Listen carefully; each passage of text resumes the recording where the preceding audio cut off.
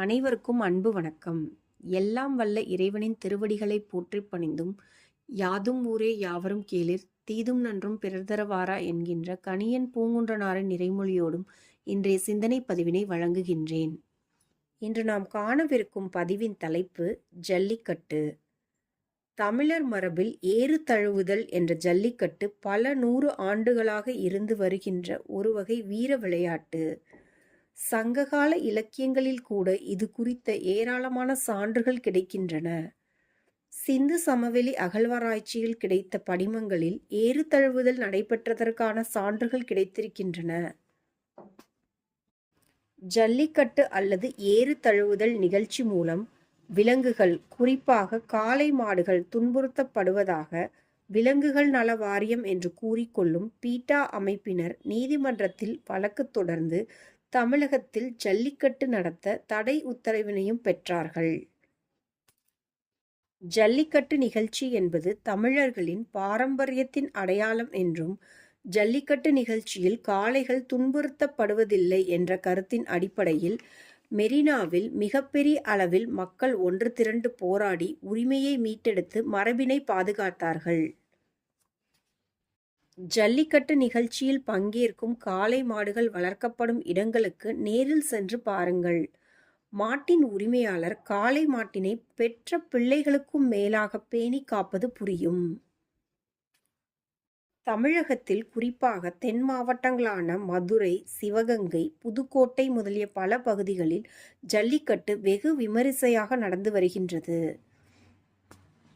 மதுரை மாவட்டத்தில் உள்ள அலங்காநல்லூர் ஜல்லிக்கட்டு உலக பிரசித்தி பெற்றது. ஏராளமான வெளிநாட்டு சுற்றுலா பயணிகள் இதற்காக அலங்காநல்லூர் நோக்கி வருவதை இன்றும் நீங்கள் காணலாம். பிற நாடுகளில் நடத்தப்படுகின்ற ஜல்லிக்கட்டு போன்ற நிகழ்ச்சிகளில் காளைகள் கூர்மையான ஆயுதங்களால் தாக்கப்பட்டு துன்புறுத்தப்படுகின்றன. ஆனால் நம் பாரம்பரிய ஏறு தழுவுதலில் காளைகள் துன்புறுத்தப்படுவதில்லை, ஆயுதங்களும் பயன்படுத்தப்படுவதில்லை. வாலிப வயது இளைஞர்கள் சீறி பாய்ந்து வரும் காளைகளின் திமிலை பிடித்து அடக்க வேண்டும். மாட்டின் கொம்புகளையோ வாலினையோ பிடித்து அடக்க முயற்சிக்க கூடாது என்ற விதிமுறைகள் கடுமையாக பின்பற்றப்படுகின்றன. ஏறு தழுவுதல் போட்டியில் பங்கு பெறும் வாலிபர்களுக்கும் கூட பல கட்டுப்பாடுகள் உள்ளன. விதிகளை மீறுபவர்கள் களத்திலிருந்து வெளியேற்றப்படுவார்கள்.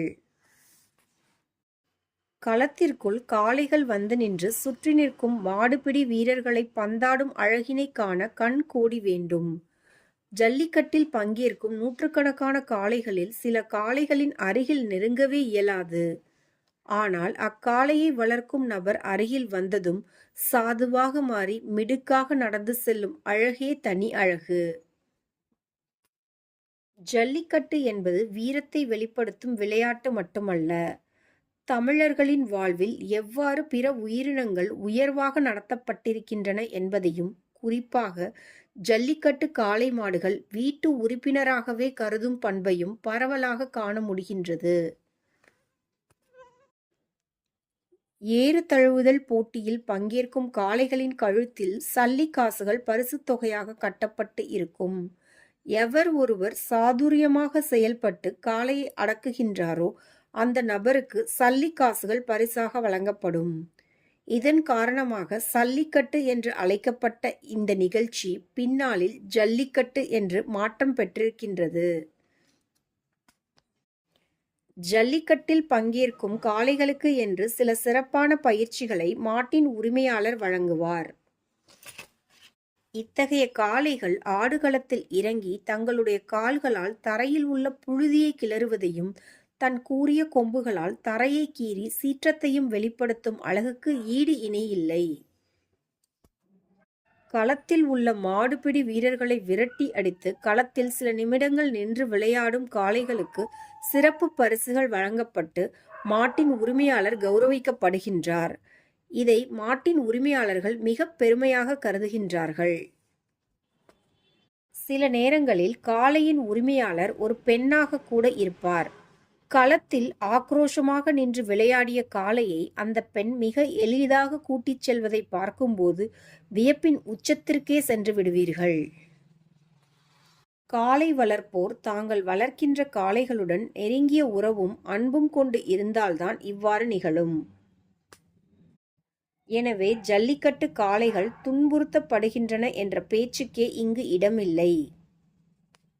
வேறு பல உள்நோக்கங்களுடன் ஜல்லிக்கட்டு காளைகளை அழிக்கும் நோக்கில் ஏறு தழுவுதலை தடை செய்ய முற்படுகின்றார்கள். ஜல்லிக்கட்டு காளைகள் இருக்கும் வரையில்தான் மரபணு மாற்றத்திற்கு ஆட்படாத நாட்டு மாடு இனங்கள் இங்கே இருக்கும். மரபணு மாற்றம் செய்யப்பட்ட ஜெர்சி பசுக்களின் எண்ணிக்கையை அதிகரிக்க தடையாயிருப்பது இந்த காளைகள். இந்த மறைவான உள்நோக்கத்தின் அடிப்படையில் ஜல்லிக்கட்டுக்கு தடை உண்டாக்கி இயல்பான மரபு காளைகள் மரபு பசுக்களின் எண்ணிக்கையை குறைக்க முற்படுகின்றார்கள்.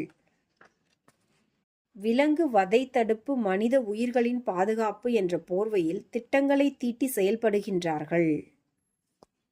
மிருக வதைக்கு எதிராக போராடும் இந்த குழுக்கள் முதலில் மாட்டு மாமிசத்தை ஏற்றுமதி செய்யும் பன்னாட்டு நிறுவனங்களுக்கு எதிராக போராட்டங்கள் நடத்தட்டும். தோல் பொருட்களை தயாரிக்கும் நிறுவனங்களுக்கு எதிராக போராட்டங்கள் நடைபெறட்டும். வளர்ப்பு விலங்குகளை வீட்டு உறுப்பினர் போல அன்பு செலுத்தி பராமரிக்கும் தமிழர் கலாச்சாரம் போற்றி பாதுகாக்கப்பட வேண்டிய சிறப்பான கலாச்சாரம். விழிப்புணர்வுடன் செயல்பட்டால்தான் நாம் நம் மரபுகளை பாதுகாக்க இயலும். காசு கொடுத்தால் பாக்கெட்களில் அடைத்து விற்பனை செய்யப்படும் பால் கிடைக்கிறது, பிறகு என்ன கவலை என்ற எண்ணத்தில் வாழும் வரையில் நாட்டு இன காளை மற்றும் பசுக்களின் மேன்மையை உங்களால் புரிந்து கொள்ளவே முடியாது. ஜல்லிக்கட்டுக்கு தடை விதித்து அதன் மூலம் காளைகளை ஏற்றுமதி செய்து வணிகமாக்கிவிட்டால் நாட்டு இன காளைகள் அழிந்துவிடும். காளைகள் இல்லாததால் மக்கள் செயற்கை கருவூட்டல் முறைக்கு திரும்புவார்கள் என்பதை நன்கு திட்டமிட்டு காய்களை நகர்த்தும் கயவர்களை இனம் கண்டறிந்து விரட்டியடித்தால்தான் நம்முடைய தமிழர் மரபுகளும் பண்பாடுகளும் பாதுகாக்கப்படும். தற்போது சொற்ப எண்ணிக்கையில் இருக்கின்ற நாட்டு இன காளைகளையும் பசுக்களையும் பேணி பாதுகாத்து இவைகளின் எண்ணிக்கையை அதிகரிக்க வேண்டும். லாப நோக்கத்தை முன்வைத்து பன்னாட்டு நிறுவனங்கள் அறிமுகப்படுத்தும் கலப்பின காளை பசுமாடுகள் பொருளாதாரத்தை தரும், ஆனால் நம் வாழ்வாதாரத்தை வற்றச் செய்துவிடும் என்று உணரும் தருணம் இது. வருங்கால சந்ததியினர் கைகளில் வளமான தமிழகத்தை தந்துவிட்டு செல்வதற்கு அனைவரும் இணைந்து செயல்படுவதுதான் தீர்வு என்று கூறி இன்றைய நாள் பதிவினை நிறைவு செய்கின்றேன். எல்லா உயிர்களும் இன்புற்றிருக்க நினைப்பதுவே அல்லாமல் வேறொன்றறியேன் பராபரமே என்கின்ற தாயுமான சுவாமிகளின் நிறைமொழியோடு இன்றைய நாள் பதிவினை நிறைவு செய்கின்றேன். அனைவருக்கும் நன்றி, வணக்கம். வாழ்க வளத்துடன். அனைவருக்கும் காணும் பொங்கல் நல்வாழ்த்துக்கள்.